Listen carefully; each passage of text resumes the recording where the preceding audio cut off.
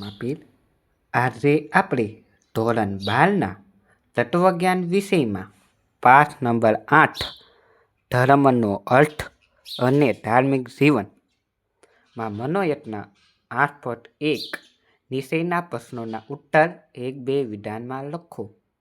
માનવ ધર્મ પુસ્તકના રચયિતા કોણ છે? રવિન્દ્રનાથ ટાગોર. 2.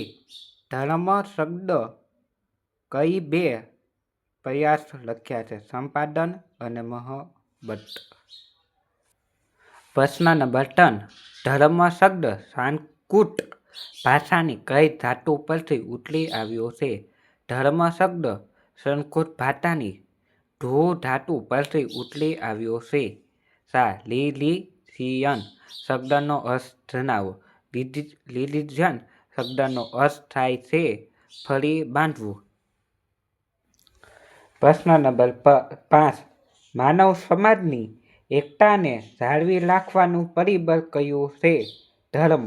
6. પ્રત્યેક ધર્મ શેના અનુસરવાનો ઉપયોગ આપે છે? સાદર્શન. 7.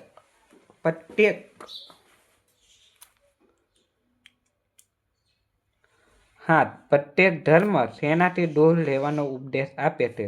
દુરાચારણ. 8. આનંદશંકર ધ્રુવ ધર્મ અંગેના પુસ્તકોનું નામ શું છે? આપેલ ધર્મ. 9. ધર્મને સત્યની તારવા છે અને વિવેકથી સમજવા તરીકે કોણ છે? પંડિત સુખાલાલજી. 10. એડવાઇસના મતે ધર્મ સાથે લાગણીગત સંબંધ શેના દ્વારા સ્થપાય છે? પૂજા અને ઉપાસના દ્વારા.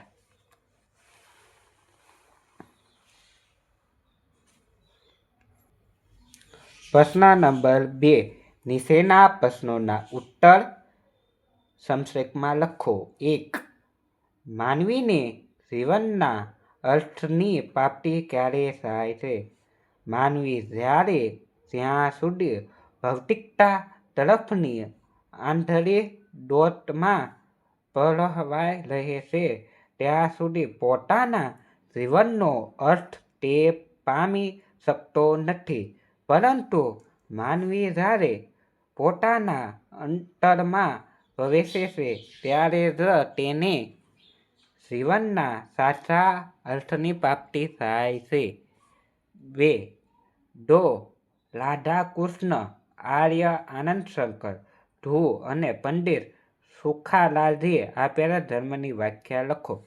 અહીંયા તમે ધર્મની વ્યાખ્યા જોઈ શકો છો. ડૉક્ટર રાધેન્દ્ર કૃષ્ણ દ્વારા આપેલી, આર્ય આનંદશંકર ધ્રુવ દ્વારા આપેલી વ્યાખ્યા તમે જોઈ શકો છો. પ્રશ્ન નંબર 3.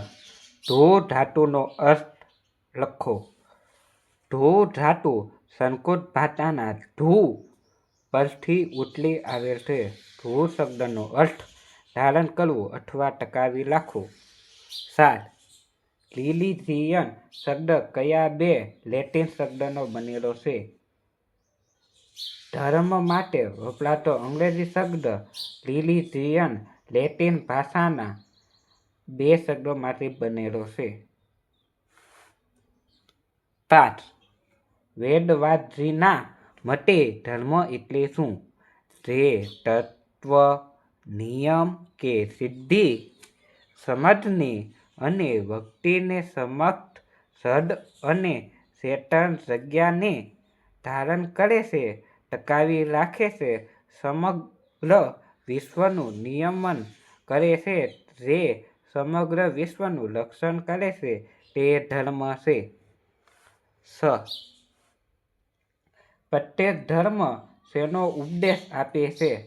પ્રત્યેક ધર્મ સદાચારને અનુસરવાનો અને દુરાચારથી દૂર રહેવાનો ઉપદેશ આપે છે.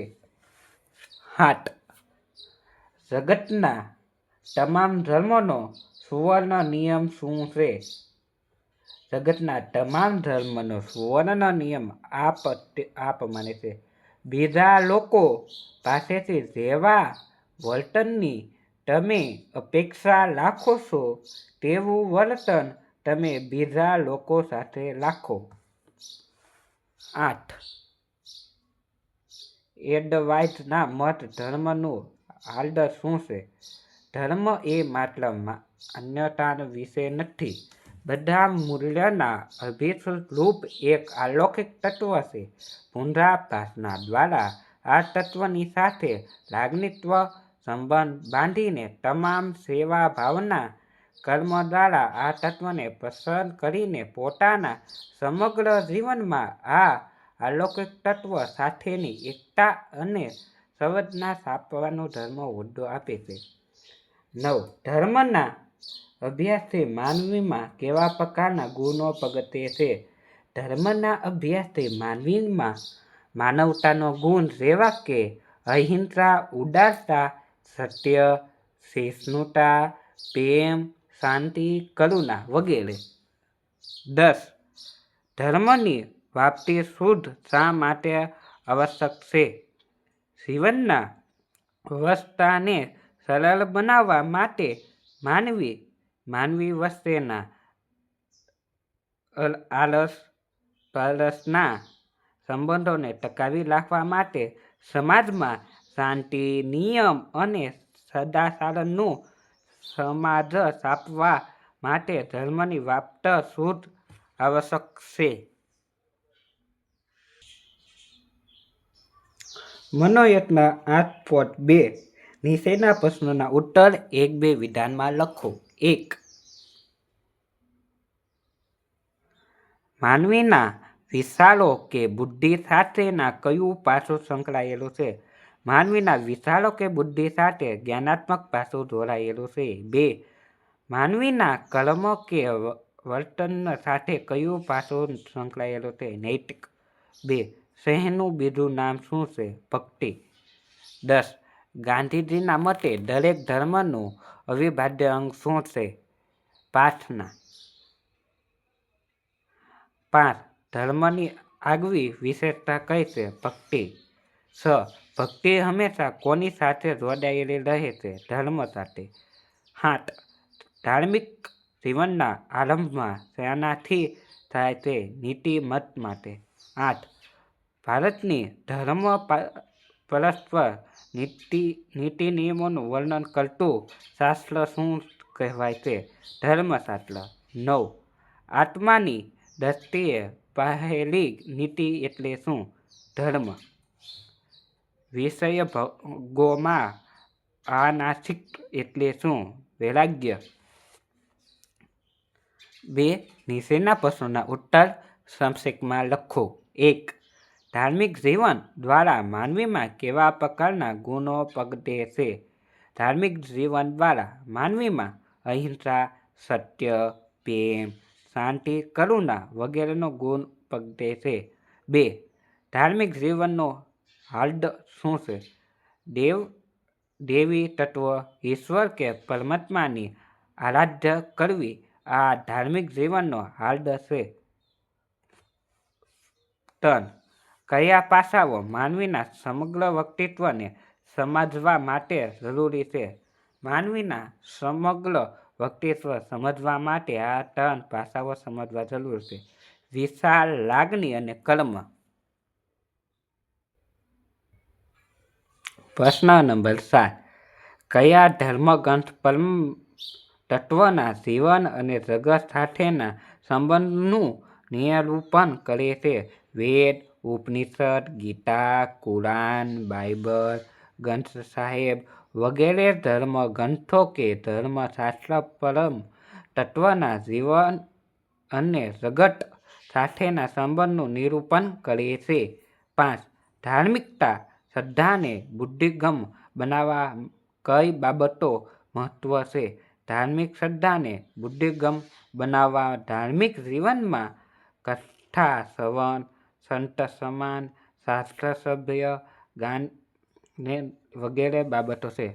6. સાચા ધાર્મિક માણસોનું જીવન કેવું હોય છે?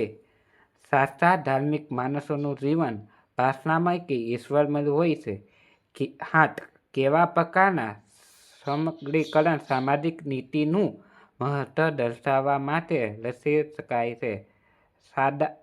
સાદાશા કે નીતિ કે ધાર્મિક જીવનનું એક અંગ છે, પરંતુ